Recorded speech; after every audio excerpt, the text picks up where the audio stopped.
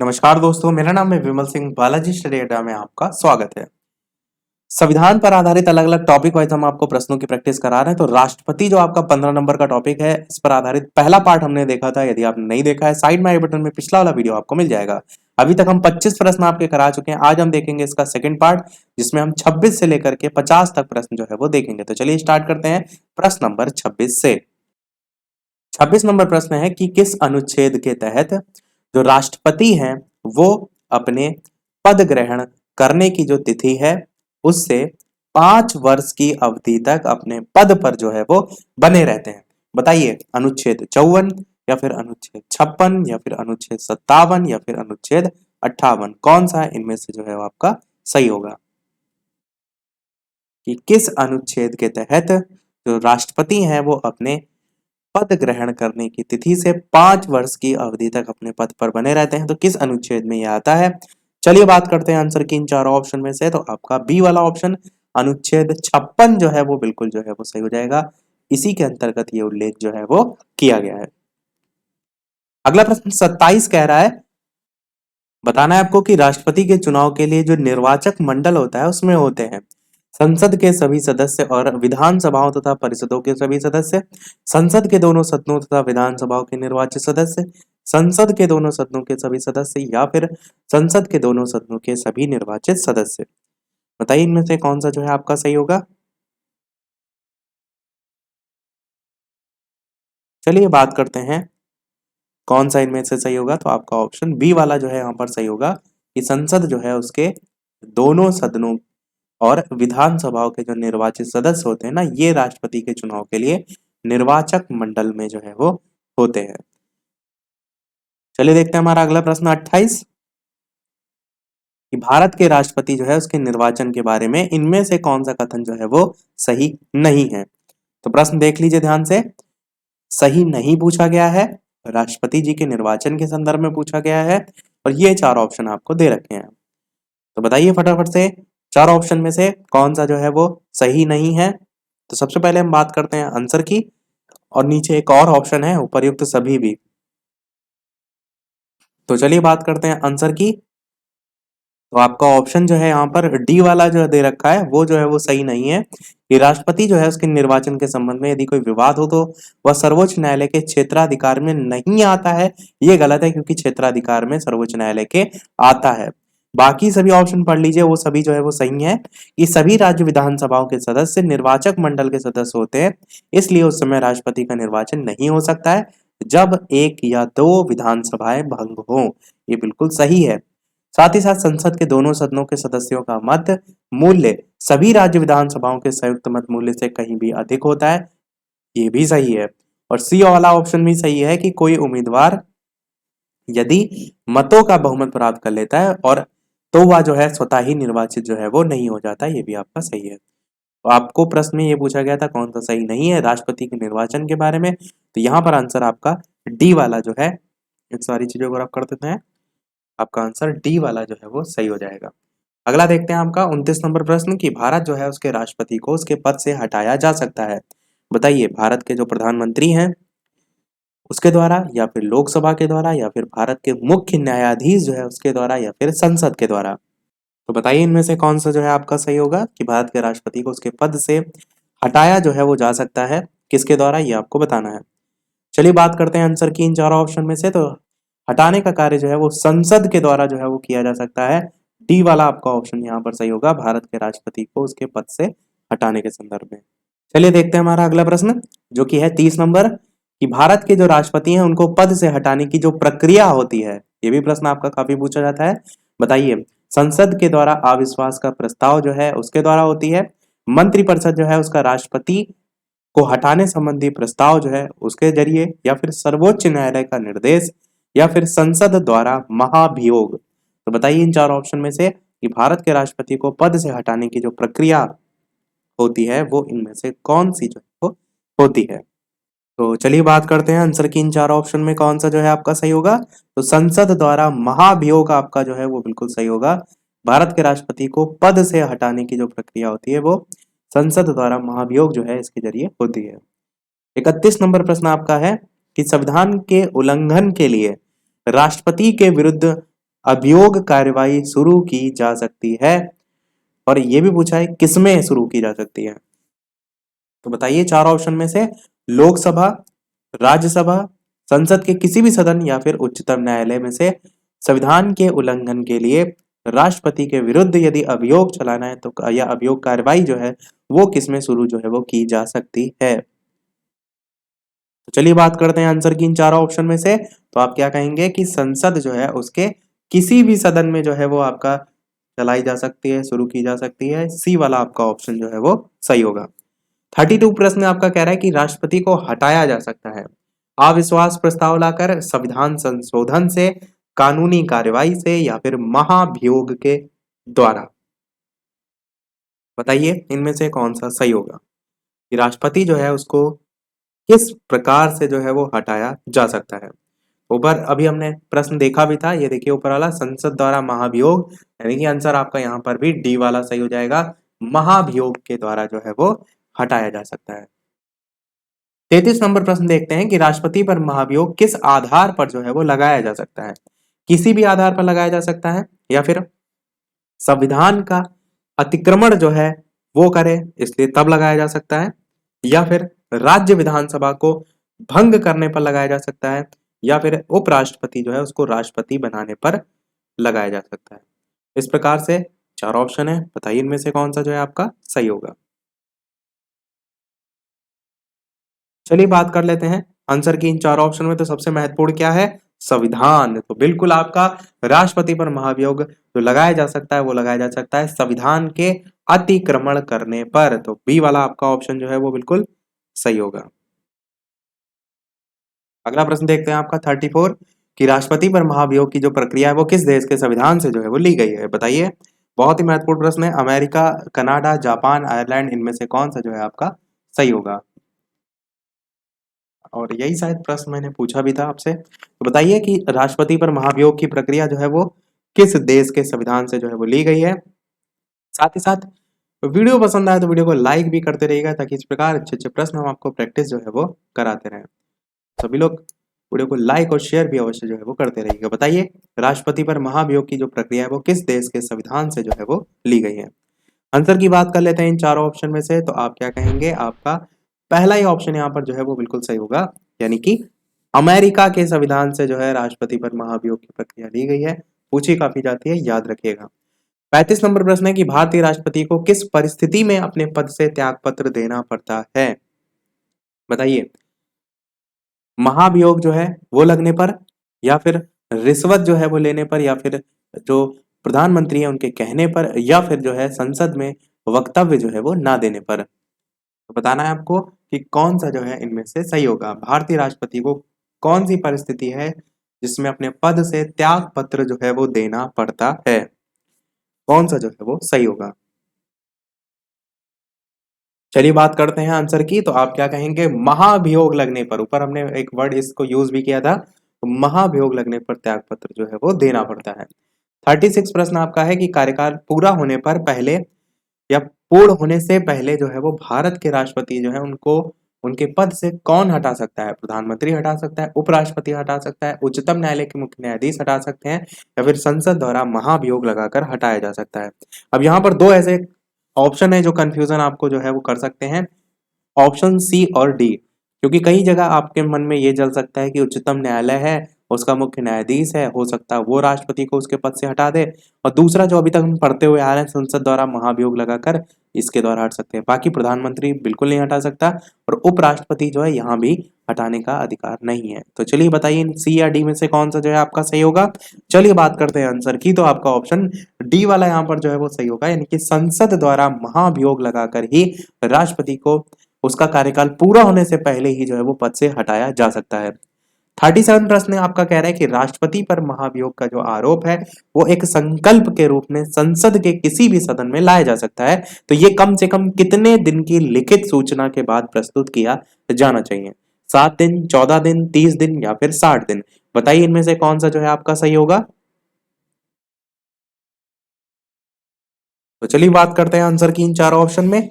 तो आपका बी वाला ऑप्शन 14 दिन जो है वो बिल्कुल सही होगा कि राष्ट्रपति पर महाभियोग का आरोप जो है वो एक संकल्प के रूप में संसद के किसी भी सदन में लाया गया और कम से कम कितने दिन की लिखित सूचना के बाद प्रस्तुत किया जाना चाहिए, तो 14 दिन की लिखित सूचना के बाद ही प्रस्तुत किया जाना चाहिए। 38 प्रश्न है आपका कि सदन में राष्ट्रपति के विरुद्ध महाभियोग प्रस्ताव पास करने के लिए कितने सदस्यों का समर्थन चाहिए? सदन में उपस्थित और मतदान करने वाले कम से कम 2/3 सदस्य, या फिर सदन के कुल सदस्यों में से कम 2/3 सदस्य, या फिर सदन के कुल सदस्यों में से बहुसंख्यक सदस्य, या फिर सदन के विशेष बहुमत। बताइए इनमें से कौन सा सही होगा? ऑप्शन ए, बी, सी या फिर डी में से। तो चलिए बात करते हैं आंसर की कि सदन में राष्ट्रपति के विरुद्ध महाभियोग प्रस्ताव यदि आपको पास करना है तो कितने सदस्यों का समर्थन चाहिए? आप कहेंगे सदन के कुल सदस्य जो हैं उनमें से कम 2/3 सदस्य जो है उसके समर्थन में होने चाहिए, तभी वो जो है वो महाभियोग प्रस्ताव पास जो है वो होगा। तो आपका बी वाला ऑप्शन सही होगा। 39 प्रश्न आपका है कि भारत के राष्ट्रपति को कार्य अवधि की समाप्ति के पूर्व भी पद से हटाया जा सकता है, ये बताना है आपको सत्ताधारी राजनीतिक दल के द्वारा, या फिर जो न्यायालय है उसमें ट्रायल के द्वारा, या फिर महाभियोग के द्वारा, या फिर प्रधानमंत्री के द्वारा। कौन सा इनमें से जो है वो आपका सही होगा? चलिए बात करते हैं आंसर की ऑप्शन एबीसीडी में। तो आपका ऑप्शन कौन सा सही होगा? तो आप कहेंगे यहाँ पर भी महाभियोग ही आपका जो है वो सही होगा। भारत के राष्ट्रपति को कार्य अवधि की समाप्ति के पहले भी पद से हटाया जा सकता है। तो केवल और केवल आप देख रहे हैं हर जगह महाभियोग ही आपको देखने को मिल रहा है। 40 प्रश्न है आपका कि किसी व्यक्ति जो है उसके राष्ट्रपति के रूप में चुनाव को अवैध घोषित किए जाने की स्थिति में उसके द्वारा अपना चुनाव अवैध घोषित किए जाने के पूर्व के कृत्यों की क्या संवैधानिकता होगी? तो पहला ऑप्शन है कि ये कृत्य अविधि मान्य होंगे, ये कृत्य विधि मान्य होंगे, उन कृत्यों की पुष्टि उसके उत्तराधिकारी द्वारा की जानी आवश्यक है, या इनमें से कोई नहीं। तो बताइए इन चार ऑप्शन में से कौन सा सही होगा? कि किसी व्यक्ति के राष्ट्रपति के रूप में चुनाव की अवैध घोषित किए जाने की स्थिति में उसके द्वारा अपना चुनाव अवैध घोषित किए जाने के पूर्व के कृत्यों की क्या संवैधानिकता होगी? तो आप कहेंगे आपका ऑप्शन बी वाला जो है सही होगा कि ये कृत्य जो है वो विधि मान्य जो है आपके होंगे। अगला प्रश्न देखते हैं 41 कि भारत के राष्ट्रपति को महाभियोग के द्वारा हटाया जा सकता है, किंतु जो महाभियोग की प्रक्रिया है उसको दोषपूर्ण कहकर आलोचना की जाती है। प्रक्रिया में कौन सा ऐसा दोष है जिसके कारण उसकी आलोचना होती है? यही यहाँ पर जो है वो पूछा गया है। तो ध्यान से सभी ऑप्शन को पढ़िएगा। पहला कह रहा है कि राष्ट्रपति के निर्वाचन में राज्य विधानसभा के सदस्य भाग लेते हैं, किंतु महाभियोग प्रक्रिया में उन्हें किसी भी प्रकार का अवसर जो है वो नहीं दिया गया है। यहाँ पर प्रश्न में जो है कौन सा दोष नहीं है ये पूछा गया है, यानी बाकी सभी दोष लिखे गए हैं, कौन सा दोष नहीं है वो आपको छांटना है। बी कह रहा है कि महाभियोग में व्यवस्था है कि संसद का एक सदन आरोप लगाएगा और दूसरा सदन आरोपों की जांच करेगा। इससे यह स्पष्ट नहीं है कि सदन स्वयं जांच करेगा या किसी अन्य से जांच कराएगी। सी ऑप्शन है आपका कि राष्ट्रपति राज्यसभा के रिक्त जो स्थान है उन पर अपने समर्थक जो है उनको मनोनीत करके 2/3 बहुमत से अपने विरुद्ध महाभियोग पारित करने को असंभव बना सकता है। यहाँ पर देखिए यही पूछा गया था कौन सा दोष नहीं है, बस असंभव नहीं बना सकता है, यही आपका दोष जो है वो नहीं है। सी वाला ऑप्शन ही आपका जो है वो बिल्कुल सही हो जाएगा। चौथा भी पढ़ लीजिए, राष्ट्रपति को लोकसभा भंग करने का अधिकार है यदि उस पर आरोप लगाया जाए और वो लोकसभा को भंग कर दे तो जनता न कि संसद अभियोग लगाने वाली होगी। तो ये आपका केवल और केवल सी वाला जो है यहाँ पर सही होगा, जो कि प्रश्न में पूछा गया था कि महाभियोग द्वारा राष्ट्रपति को हटाया जा सकता है, किंतु महाभियोग की जो प्रक्रिया है उसको भी दोषपूर्ण कहकर आलोचना की जाती है। तो इस प्रक्रिया में ये वाला दोष जो है वो आपका नहीं है। 42 प्रश्न है कि राष्ट्रपति जो है उसको निम्नलिखित में से कौन सा पद और गोपनीयता की शपथ जो है वो दिलाता है? तो कौन जो है वो दिलाता है? भारत का मुख्य न्यायाधीश दिलाता है, प्रधानमंत्री, अटॉर्नी जनरल या फिर महाधिवक्ता? बेहद ही महत्वपूर्ण प्रश्न है, बताइए फटाफट से कौन सा जो है वो आपका सही होगा। राष्ट्रपति को इनमें से कौन जो है पद और गोपनीयता की शपथ जो है वो दिलाता है? तो ऑप्शन एबीसीडी में से कौन सा सही होगा? चलिए बात करते हैं आंसर की। तो आपका पहला ही ऑप्शन भारत का मुख्य न्यायाधीश जो है वो यही शपथ दिलाता है। अब इतना ऊंचा ऊंचा पद है राष्ट्रपति, तो जाहिर सी बात है उसके बराबर का ही कोई होना चाहिए। तो भारत का मुख्य न्यायाधीश जो है आपका सही होगा। 43 प्रश्न कह रहा है राष्ट्रपति संविधान के किस अनुच्छेद के तहत भारत के मुख्य न्यायाधीश के समक्ष शपथ ग्रहण करते हैं? अभी आपने ये तो देख लिया कि भारत के मुख्य न्यायाधीश की जो है पद और गोपनीयता की शपथ दिलाते हैं। अब आपको ये भी तो पता होना चाहिए कि किस अनुच्छेद के तहत दिलाते हैं। तो फटाफट से बताइए कि इन चार ऑप्शन में से कौन सा सही होगा।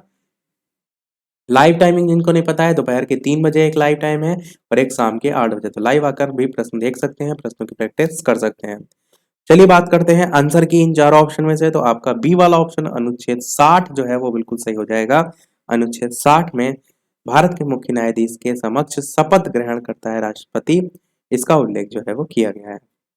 अगला देखते हैं आपका 44 प्रश्न कि मुख्य न्यायाधीश की अनुपस्थिति में जो राष्ट्रपति है वो किसके समक्ष शपथ जो है वो लेता है। यदि मुख्य न्यायाधीश जो है वो ना हो, उसकी अनुपस्थिति हो, उपराष्ट्रपति जो है उसके समक्ष शपथ लेता है, महान्यायवादी के समक्ष शपथ लेता है, लोकसभा अध्यक्ष के समक्ष शपथ लेता है, या फिर सर्वोच्च न्यायालय का वरिष्ठ न्यायाधीश। बताइए इनमें से कौन सा जो है आपका सही होगा। तो देख रहे हैं संविधान में सारी चीजों का उल्लेख कर रखा है कि अगर वो ना हो तो उनकी जगह और कौन हो सकता है। चलिए बात करते हैं आंसर की। तो डी वाला आपका ऑप्शन बिल्कुल सही होगा। क्या कि सर्वोच्च न्यायालय जो है उसका वरिष्ठ न्यायाधीश, यदि मुख्य न्यायाधीश जो है वो उस समय उपस्थित नहीं है, तो राष्ट्रपति जो है इनके समक्ष जो अपना शपथ का कार्य है वो पूरा कर सकता है, या शपथ जो है वो ले सकता है। 45 प्रश्न है आपका, यदि राष्ट्रपति और उपराष्ट्रपति दोनों देश से बाहर हो तो उस स्थिति में उनके कार्यभार को कौन जो है वो ग्रहण करेगा। ये भी आपका अच्छा प्रश्न है। बताइए इनमें से कौन सा जो है आपका सही होगा। राज्यपाल, प्रधान सेनापति, सर्वोच्च न्यायालय के मुख्य न्यायाधीश, या फिर प्रधानमंत्री। बताइए इनमें से यदि राष्ट्रपति और उपराष्ट्रपति दोनों देश से बाहर हो तो उस स्थिति में उनके कार्यभार को कौन ग्रहण करेगा। तो चलिए बात कर लेते हैं आंसर की। ऑप्शन एबीसीडी में से कौन सा सही होगा। तो आप क्या कहेंगे कि सर्वोच्च न्यायालय जो है उसके मुख्य न्यायाधीश। सी वाला आपका ऑप्शन बिल्कुल सही हो जाएगा। यदि राष्ट्रपति और उपराष्ट्रपति दोनों ही देश से बाहर हो, ऐसी स्थिति में जो कार्यभार है वो सर्वोच्च न्यायालय के मुख्य न्यायाधीश जो है वो ग्रहण करेंगे। 46 प्रश्न आपका है कि यदि भारत के राष्ट्रपति जो है वो त्याग पत्र देना चाहते हैं तो वो अपना त्याग पत्र किसे देंगे। ये मोस्ट इंपॉर्टेंट क्वेश्चन है, इंपॉर्टेंट नहीं मोस्ट इंपॉर्टेंट। ये आप देखेंगे एसएससी बैंक वगैरह में बहुत पूछा जाता है त्याग पत्र से संबंधित, कि प्रधानमंत्री है, राष्ट्रपति है, जब कोई त्याग पत्र सौंपता है तो किसको सौंपता है। तो राष्ट्रपति अपना त्याग पत्र भारत के मुख्य न्यायाधीश को देंगे, भारत के उपराष्ट्रपति को देंगे, भारत के मुख्य चुनाव आयुक्त को देंगे, या फिर भारत के प्रधानमंत्री को देंगे। बताइए कि इनमें से कौन सा जो है आपका सही होगा। तो चलिए बात कर लेते हैं आंसर की ऑप्शन एबीसीडी में से। तो याद रखिएगा कि राष्ट्रपति त्याग पत्र जब भी देगा तो वो भारत के उपराष्ट्रपति को जो है वो त्याग पत्र जो है वो प्रदान करेगा। प्रश्न में पूछा कैसे गया है, उसके समक्ष किसके समक्ष प्रस्तुत करेगा, तो अलग आंसर आपको ध्यान रखना है। यहाँ पर पूछा गया है त्याग पत्र किसको देना, अगर त्याग पत्र देना चाहता है तो वो अपना त्याग पत्र किसे देगा, तो वो चीज अलग है। अगला 47 प्रश्न है कि राष्ट्रपति के त्याग पत्र की सूचना उपराष्ट्रपति किसको देता है। अब ये जैसे देना चाहें तो इनको देंगे, अब इनको सूचना यदि देनी है तो प्रधानमंत्री को देंगे, भारत के मुख्य न्यायाधीश को देंगे, लोकसभा अध्यक्ष को देंगे, या फिर भारत के महान्यायवादी को देंगे। बताइए इनमें से कौन सा जो है आपका सही होगा। यदि राष्ट्रपति का त्याग पत्र है उसकी सूचना देनी है उपराष्ट्रपति को तो वो किसको जो है वो देंगे। चलिए बात करते हैं आंसर की इन चारों ऑप्शन में से। तो आपका सी वाला ऑप्शन यानी कि लोकसभा अध्यक्ष जो है वो बिल्कुल सही हो जाएगा। राष्ट्रपति के त्यागपत्र की सूचना उपराष्ट्रपति लोकसभा अध्यक्ष को जो है वो देता है। 48 नंबर प्रश्न है कि भारत के राष्ट्रपति और उपराष्ट्रपति उनकी मृत्यु की स्थिति में भारत के जो राष्ट्रपति हैं उनके रूप कौन कार्य करेगा। के बाद यहाँ कुछ नहीं है। बताइए कि भारत के राष्ट्रपति और उपराष्ट्रपति दोनों की यदि मृत्यु हो, ऐसी कोई स्थिति हो, तो उसमें भारत के राष्ट्रपति के रूप में कौन जो है वो कार्य करेगा। तो बताइए इनमें से कौन सा सही होगा कि संसद द्वारा चयनित उम्मीदवार, भारत के अटॉर्नी जनरल, भारत के मुख्य न्यायाधीश, या फिर भारत के प्रधानमंत्री में से कौन सा जो है आपका सही होगा। चलिए बात कर लेते हैं आंसर की ऑप्शन एबीसीडी में से। तो आपका ऑप्शन सी वाला जो है यहाँ पर सही होगा, यानी कि भारत के जो मुख्य न्यायाधीश हैं ये भारत के राष्ट्रपति और उपराष्ट्रपति की मृत्यु की स्थिति में भारत के राष्ट्रपति के रूप में कार्य जो है वो करेंगे। तो भारत के मुख्य न्यायाधीश जो है आपका सही होगा। चलिए देखते हैं हमारा अगला प्रश्न, जो कि सेकंड लास्ट प्रश्न होगा, क्योंकि स्टार्टिंग में हमने बताया था कि 50 प्रश्न हम आपको कराएंगे और एक प्रश्न हम आपसे भी जो है वो पूछेंगे। तो 49 प्रश्न आपका है कि यदि मृत्यु, त्यागपत्र अथवा हटाए जाने की स्थिति में भारत के जो राष्ट्रपति हैं उनका पद रिक्त हो जाए तो उस पद का कार्यभार जो है वो कौन संभालेगा। तो देखिए प्रश्न वही है, बस अलग अलग तरीके से पूछा गया है ताकि आपके दिमाग में एकदम बैठ जाए, तो आप कोई भी गलत नहीं करेगा, एक बार में आंसर आप बता देंगे कि भारत का मुख्य न्यायाधीश यहाँ पर भी जो है वो सही हो जाएगा। देखते हैं हमारा अगला और इस वीडियो का लास्ट प्रश्न, और इसके बाद एक प्रश्न हम आपसे भी पूछेंगे। वीडियो अभी तक आपने लाइक ना किया हो तो सभी लोग वीडियो को लाइक भी करते रहिएगा, आपके एक लाइक से मुझे ही मोटिवेशन मिलता रहे, इसी प्रकार अच्छे अच्छे प्रश्न प्रैक्टिस कराते रहे। चैनल पर नए हो तो सब्सक्राइब भी अवश्य कर लीजिएगा ताकि कोई आगे आने वाला वीडियो मिस ना हो। साथ ही साथ टेलीग्राम चैनल से जो भी ना जुड़े हो, लिंक आपको डिस्क्रिप्शन में मिल जाएगी, बालाजी स्टडी अड्डा टेलीग्राम पर भी सर्च करके जुड़ सकते हैं। 50 नंबर प्रश्न है कि जब राष्ट्रपति मृत्यु, त्यागपत्र, पदच्युत या अन्य कारणों से अपने कर्तव्य को नहीं निभा सकता है तो राष्ट्रपति कितने समय तक राष्ट्रपति या उपराष्ट्रपति जो है वो कितने समय तक राष्ट्रपति के रूप में कार्य जो है वो करता है। 5 वर्ष, 1.5 वर्ष, 1 वर्ष या फिर 6 माह। बताइए इनमें से कौन सा जो है आपका सही होगा।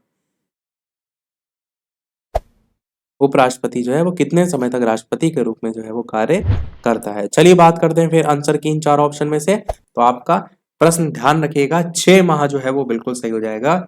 ये भी अच्छा प्रश्न है, 6 माह तक जो है ये कार्य जो है वो कर सकता है। चलिए आप पूछ लेते हैं वो प्रश्न, जैसे कि सभी वीडियो में हम आपसे एक ना एक प्रश्न पूछते हैं। तो इस वीडियो का आपके लिए प्रश्न बहुत ही अच्छा है कि सबसे लंबे समय तक भारत के राष्ट्रपति जो है वो कौन रहे हैं। ए ऑप्शन है doctor Rajendra Prasad, B option है doctor S Radhakrishnan, C option है डॉक्टर जाकिर हुसैन और डी ऑप्शन है वी गिरी। तो ऑप्शन में चारों में से कौन सा सही होगा, अपना आंसर सभी लोग वीडियो के मेन कमेंट में टाइप करके अवश्य बताइएगा। देखते हैं कितने लोग सही बताते हैं और इसका आंसर हम इसके नेक्स्ट वाले पार्ट में कराएंगे जहां पर इसके आगे के प्रश्न को हम जो है आपको कराएंगे। लाइव टाइमिंग मैंने पहले ही बता दी, दोपहर के 3 बजे, शाम के 8 बजे, तो लाइव आकर भी वीडियो आप देख सकते हैं। आज के वीडियो में इतना ही रखते हैं, मिलते हैं फिर अगले वीडियो में कुछ नए प्रश्नों के साथ, कुछ नए टॉपिक के साथ। तब तक के लिए नमस्कार, जय हिंद।